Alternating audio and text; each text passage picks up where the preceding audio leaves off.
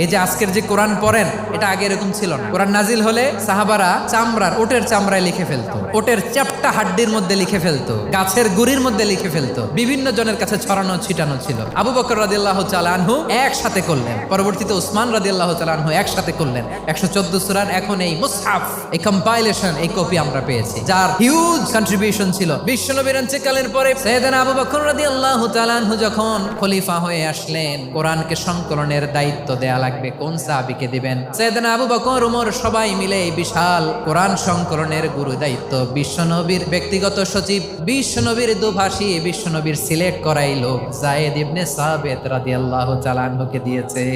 এই পুরো কোরআন কম্পাইলেশনের project manager ছিল যায়েদ বিন সাবিত রাদিয়াল্লাহু তাআলা। দেখেন, এত সাহাবীর মধ্যে থেকে বিশ্বনবীর একাডেমিক প্রজেক্ট যায়েদ বিন সাবিতের মতো তরুণকে নির্বাচিত করেছেন। কেমন ট্যালেন্ট হান্টার ছিল আমার নবী, সুবহানাল্লাহ পড়বেন না?